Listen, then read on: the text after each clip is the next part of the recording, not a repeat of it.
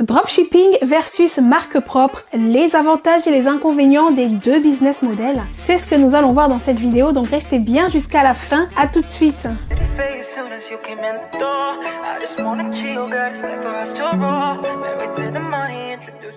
Hello à toi, c'est Christy, j'espère que tu vas bien. Bienvenue sur ma chaîne. Aujourd'hui, on va plonger dans un débat qui fait rage, oui, dans le monde de l'e-commerce en tout cas. Le dropshipping face à la création d'une marque propre. C'est une question cruciale pour tous ceux qui cherchent justement à développer une entreprise en ligne à succès. Et puis dans cette vidéo, on va explorer tout simplement les avantages et les inconvénients de ces deux approches pour vous aider à prendre une décision éclairée. Je vous invite au passage à vous abonner à la chaîne si ce n'est pas encore fait et puis à me laisser un petit pouce bleu. Alors déjà, on va comprendre c'est quoi le dropshipping. Le dropshipping, pour ceux qui ne savent pas, c'est un modèle commercial où un e-commerçant vend des produits en ligne sans avoir à les stocker physiquement. Donc au lieu de cela, le e-commerçant en fait achète les produits auprès d'un fournisseur tierce, généralement en Chine, au fur et à mesure que les commandes des clients sont passées. Du coup, les produits en fait sont ensuite expédiés directement du fournisseur au client final. Et donc on contourne un peu l'étape de stockage et puis de gestion de l'inventaire en quelque sorte. Alors quels sont les avantages de faire du dropshipping? Parce que oui, il y a quand même des avantages, on va pas se cacher. On peut démarrer facilement, voilà, vous n'avez pas besoin de créer ou de gérer un inventaire.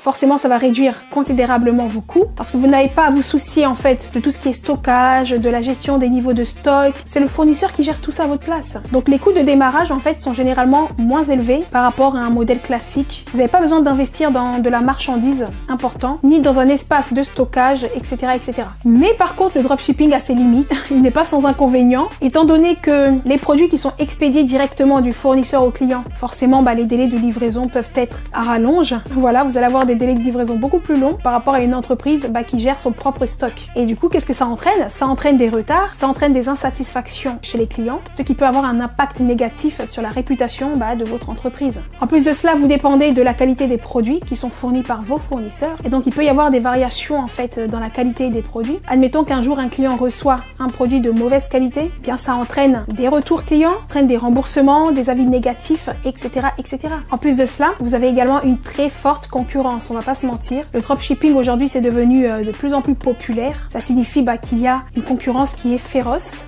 dans de nombreux secteurs en plus. Donc trouver une niche rentable et se démarquer de la concurrence dans le dropshipping, ça peut être vraiment un défi de taille. Autre inconvénient, en général, les marges bénéficiaires dans le dropshipping sont relativement faibles en raison de la concurrence en fait. Parce que vous allez vendre généralement à des prix de détail, tandis que vous achetez au prix de gros. Et donc ça réduit les marges. Et donc dans le dropshipping, pour réaliser des profits qui sont très intéressants, là vous n'avez pas d'autre choix que de vendre vraiment un gros volume élevé de produits. Un autre point qui est important, c'est la dépendance que vous avez de vos fournisseurs. Pour la disponibilité des produits, vous êtes dépendant pour la qualité, pour le traitement des commandes, parce que c'est le fournisseur qui fait tout en fait au final. Et donc si un fournisseur rencontre des problèmes ou cesse de vous fournir un produit, il peut y avoir un impact direct en fait sur votre entreprise. En dropshipping, la réputation de votre entreprise, ça dépend grandement en partie de la qualité du produit, mais aussi de l'expérience d'achat de vos clients. Parce que les retours et les avis négatifs, ça peut nuire en fait à votre réputation en ligne. Et c'est d'ailleurs pour ça qu'une boutique en dropshipping, généralement ne dure pas plus de 3 mois en fait. Parce que les clients finissent par se plaindre de ne pas avoir leur colis à temps. Et du coup, au niveau de la réputation, c'est pas bon. Voilà pourquoi le dropshipper est obligé de fermer sa boutique pour réouvrir une autre boutique. Donc là, maintenant, on va parler un peu de la création d'une marque propre. Il y a également des inconvénients. La création d'une marque propre, en fait,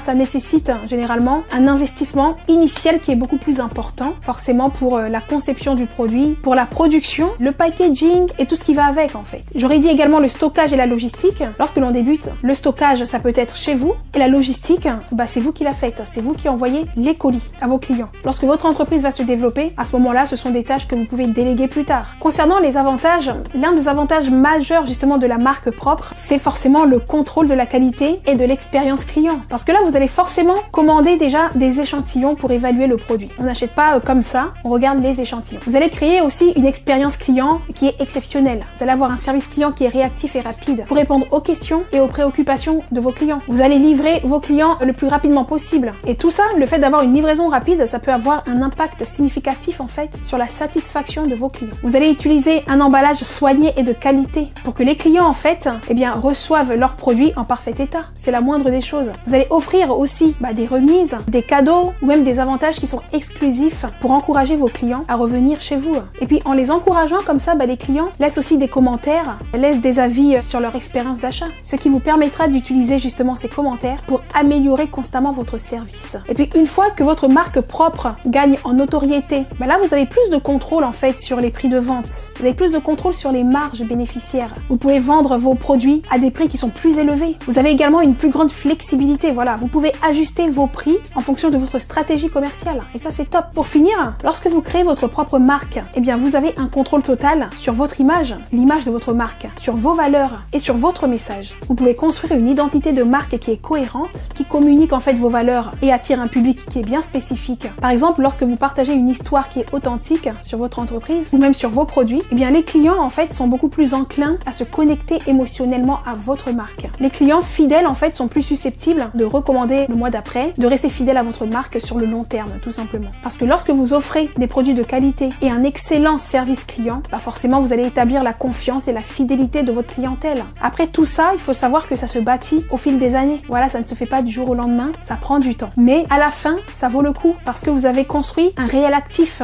qui tourne automatiquement. Vous allez finir par déléguer certaines tâches, vous allez finir par automatiser certaines choses. Il faut savoir que la création d'une marque propre, ça peut être beaucoup plus durable que le dropshipping en raison justement de la maîtrise que vous avez sur votre image de marque, la maîtrise que vous avez sur la qualité des produits, sur l'expérience client. Voilà, ce sont des éléments très importants, des éléments clés pour bâtir une entreprise prospère sur le long terme. Donc, il n'y a pas de réponse unique en fait à la question du dropshipping vs marque propre, parce qu'en fait ça dépend de vous, ça dépend de vos objectifs et de votre approche. Donc j'espère que cette vidéo vous a aidé à y voir plus clair, vous a aidé à mieux comprendre les avantages et les inconvénients de ces deux options. En tout cas, si vous avez des questions ou des commentaires, n'hésitez pas à les partager juste en dessous de la vidéo. Et puis nous, on se retrouve dans la prochaine vidéo. D'ici là, portez-vous bien. À bientôt. Ciao.